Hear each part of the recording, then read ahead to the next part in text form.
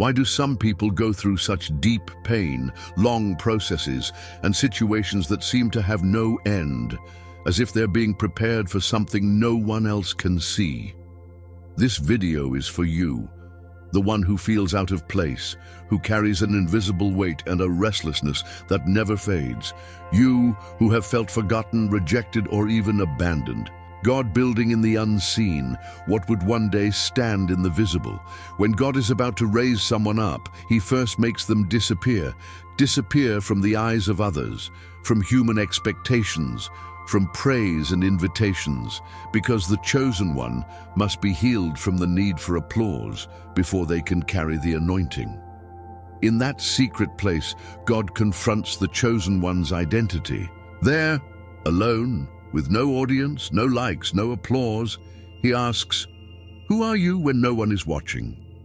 And it is in that silent answer that He finds the true ones. God does not choose based on charisma, talent, or appearance.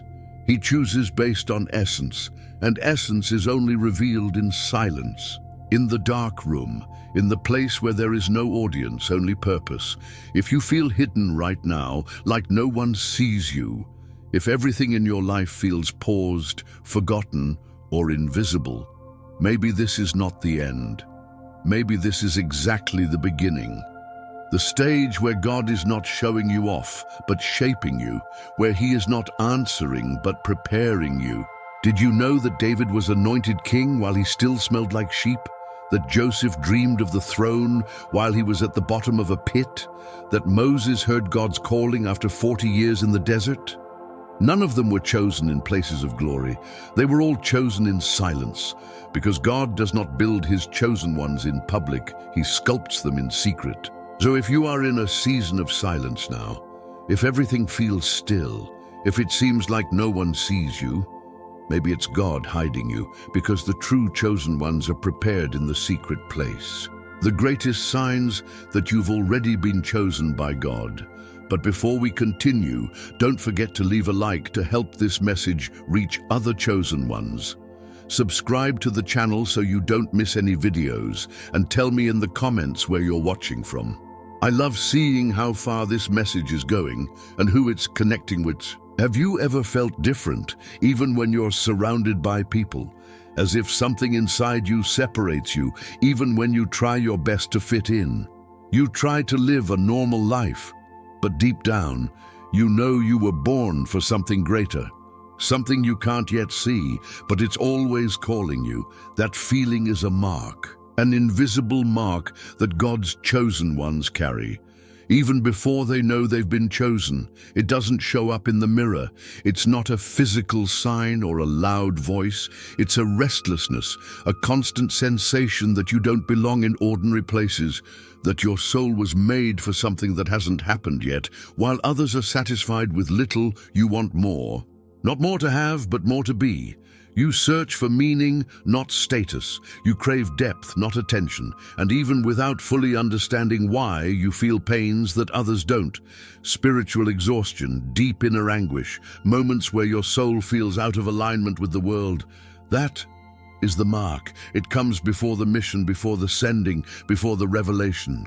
God's chosen are marked in spirit long before they are recognized on earth. That's why they go through inner battles that others can't comprehend. They carry struggles that seem too much, but in truth, they match the weight of their divine calling. This invisible mark is what keeps you from settling for a life without purpose. It's what keeps you awake over things no one else notices. It's what makes you cry in secret, even when no one understands your pain. It's what refuses to let you grow comfortable, even when everything around you seems fine. Because this mark is a silent calling, a whisper from heaven, a divine reminder that you were made for more. And those who carry it are often misunderstood, called too much, too intense, or too spiritual. But that's not a flaw, it's a sign. The invisible mark is not a burden, it's a seal from God that says, "You are mine, and I have a purpose for your life." If you feel that you carry this seal, don't try to erase it. Don't try to hide who you are. The trials you face, The ones that feel too heavy for your strength are actually signs that God is strengthening your foundation for something that's still coming. Have you ever wondered why your battles always seem bigger than you? Why even when you pray, seek, and stay firm, life still feels heavier on you than on others? Maybe you've been interpreting the size of your battle the wrong way. Maybe what you see as injustice is actually spiritual recognition. Listen closely. God never tests what he doesn't intend to use, and he never allows deep processes in people he plans to leave on the surface. Your trials are not signs of abandonment. They are signs of construction. The truth is, the chosen ones carry different weights because what God is building in them requires deeper foundations. You can't place a 20-story building on the foundation of a wooden hut. God knows this, and that's why sometimes he allows pains that don't seem fair, but are absolutely necessary. If your journey has been harder than others, if doors take longer to open, if your seasons seem to stretch endlessly, it's because you're being dug deeper. The chosen aren't just blessed people. They are spiritual structures meant to carry something greater, something that will impact others. And for that, they must withstand pressures that few could handle. Remember Joseph. He wasn't sold by his brothers by accident. He wasn't thrown into prison by chance. None of it was random cruelty. It was custom preparation. And when he finally reached the throne, he was ready, mature, refined. There was no pride left in his heart. Pain had done its job. So if you're walking through the fire, don't despair.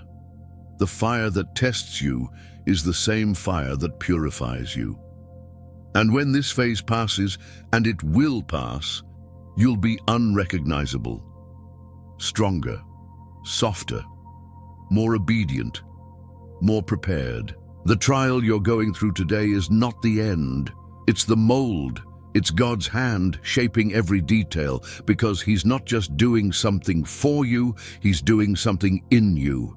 And now I want to talk about what may be the most painful yet most revealing process in the life of the chosen, the waiting. Because for the chosen, time never feels normal. One of the hardest experiences is to wait for answers, to wait for the promise, to wait for a calling you already feel burning inside. But that still hasn't manifested on the outside. And you know what? Do you know what hurts the most? It's watching people around you with less depth, less surrender, less commitment, seemingly move forward, while you remain still, forgotten, as if God has set you aside. But listen closely. The waiting season for the chosen is not a delay, it's preparation. God doesn't measure time by clocks, he measures by purpose.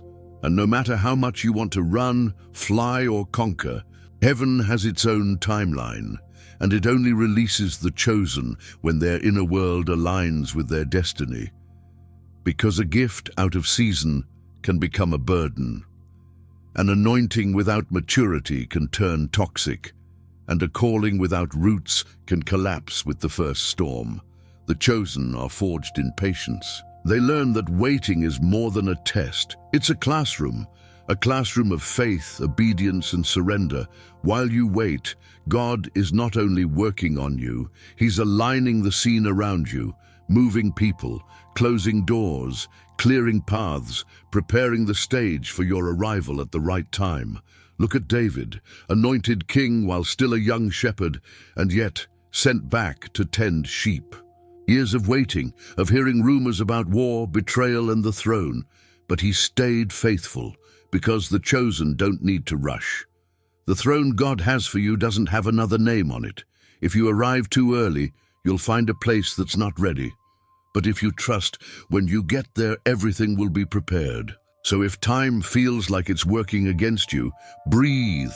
Maybe heaven is whispering, wait just a little longer. I'm finishing something in you and all around you. One of the deepest marks in the heart of the chosen is obedience without explanation. They don't follow God because everything makes sense. They follow because something inside says, even if I don't understand, I know I must go. And that is one of the greatest proofs of faith, because obeying when everything is clear is easy. But obeying when heaven is silent, when the doors are shut, when the direction feels uncertain, that requires spiritual DNA. God doesn't reveal the entire path. He shows only the next step. And the chosen learn to walk, even when they can't see the ground beneath their feet. They know that true faith is not believing everything will work out. It's trusting that even if nothing works out, God is still God.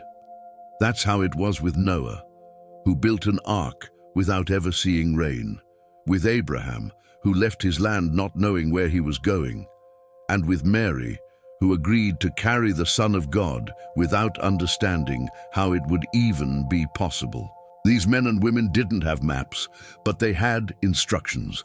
They carried a voice inside that said, "Go, trust, obey." And maybe that's exactly what you're feeling right now. A command without logic, a direction no one else understands, a shift that seems unlikely, but your spirit knows it's from God. That's the difference between ordinary callings and heavenly callings. The ordinary need guarantees. The chosen move by faith.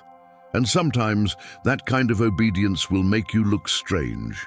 You'll turn down opportunities others see as amazing because God told you no. You'll walk alone for a season because God pulled you from the crowd. You'll stay silent when you want to speak because the Spirit told you to wait, but in the end you'll understand. Every unexplained act of obedience was building a future only God could see. Because that's the DNA of the chosen, a surrender that doesn't bargain, a faith that doesn't need to see, an obedience that doesn't wait to understand. Now let's talk about something that runs deep, something many carry in silence, the feeling of loneliness, rejection, and displacement. It's a pain that's rarely spoken, but one God sees. And yes, it too is part of the calling. If there's one pain nearly every chosen one feels, it's loneliness, not the lack of people around you, but that inner solitude you feel even when you're surrounded. You try to explain what you feel, but no one gets it. You try to share your heart, but words fail. It's as if your soul is on a different frequency, higher, deeper, more sensitive, and that separates you. It isolates you. But here's a truth your spirit needs to hear. Loneliness is not punishment, it's separation. When God chooses someone, He also separates them. And yes, it hurts. It hurts to no longer belong in the same places. It hurts when old cycles no longer fit. It hurts when friendships fade, connections break, and people start to see you as different. But that's what happens to those who are set apart by God.